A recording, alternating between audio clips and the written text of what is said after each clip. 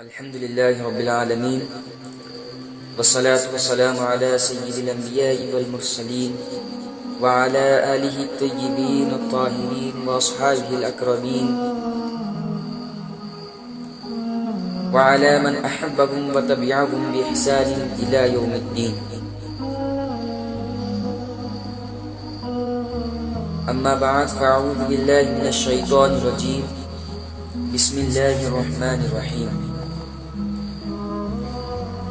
هل جزاء الإحسان إلا الإحسان. صدق اللہ العظیم. محترم احبہ، ناظرین کرام، دین اسلام حسن اخلاق اور پاکیزہ کردار کی تعلیم دیتا ہے، دوسروں کے ساتھ شفقت و محبت سے پیش آنے کی ہدایت دیتا ہے، اور اچھائی کا بدلہ اچھائی سے دینے اور اپنے محسنوں اور کرم نوازوں کا شکر ادا کرنے کا درس دیتا ہے. جیسا کہ قرآن کریم میں اللہ جل وعلا ارشاد فرماتا ہے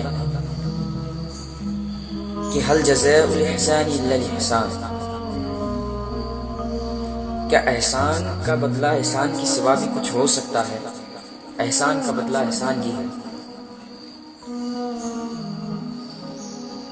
تو محترم احباب، کوئی کسی مصیبت زدہ تنگدست شخص کی اعانیت کر کے احسان کرتا ہے تو کوئی کسی نادار و شکستہ حال کی امداد کر کے احسان کرتا ہے.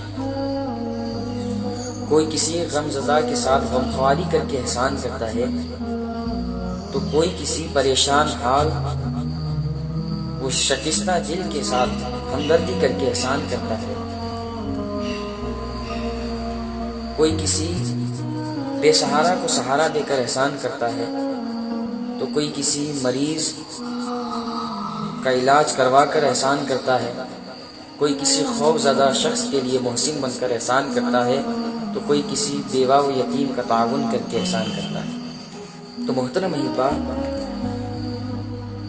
اس طرح کا احسان کرنے والا ہمارا محسن تو ہے، لیکن اس کا جو یہ احسان ہے سب سے بڑا احسان نہیں، کیونکہ مال و دولت خرچ کر کے کسی کی جان بچانا اتنا عظیم احسان نہیں، بلکہ اپنی انتھک محنتوں اور مخلصانہ کاوشوں کے ذریعے کسی کا ایمان بچانا یہ سب سے بڑا احسان ہے.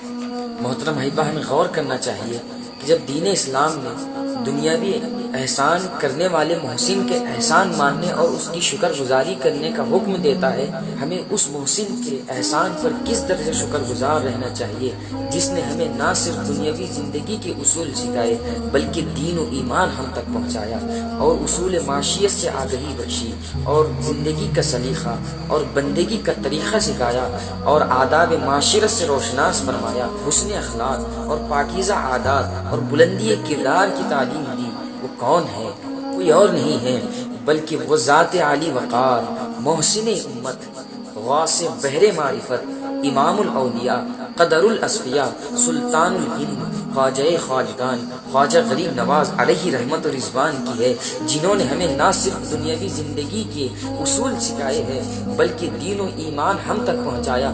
حضرت غریب نواز رحمت اللہ علیہ نے مصطفی اخلاق کا وہ نمونہ پیش کیا کہ جن کے اخلاق کی پاکیزگی اور بلندی کردار کو دیکھ کر لوگ تنہا جوخ در جوخ دائرہ اسلام میں داخل ہوتے رہے. حضرت غریب نواز رحمت اللہ علیہ نے باشندگان ہند کو دولت ایمان اور نعمت ہدایت دے کر جو احسان فرمایا ہے، اس کی احسان مندی اور شکر گزاری کرتے ہوئے آپ کی تعلیمات پر عمل پیرا ہونا اور آپ کا تذکرہ کرنا ہمارے لیے بے حد ضروری ہے.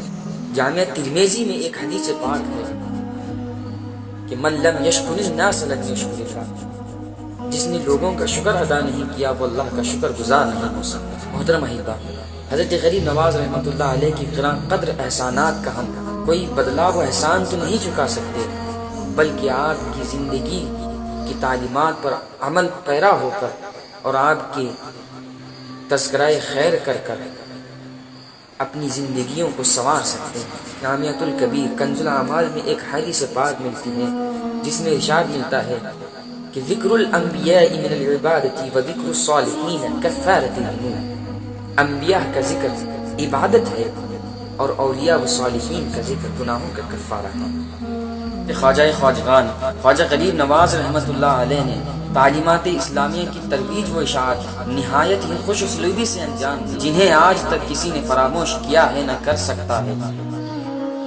جب آپ نے پرچم حق بلند کیا تو مخالفین نے مخالفت کی، دشمنوں نے عداوتوں کے مظاہرے کیے، ہر طرف مکر و فریب کے جال بچھائے جانے لگے۔ اگر ایسے وقت میں آپ چاہتے تو دشمنوں کے ساتھ سختی کے ساتھ انتقام لے سکتے تھے اور انہیں دندہ شکن جواب دے سکتے تھے، لیکن آپ نے ہرگز ایسا نہیں کیا، بلکہ حکمت و نصیحت سے کام لیا، اور آپ کے اخلاق و پاکیزگی کو دیکھ کر لوگ دائرہ اسلام میں داخل ہوتے رہے، اور محض دہلی سے اجمیر تک کے سفر میں 90 لاکھ افراد مشرف با اسلام تھے۔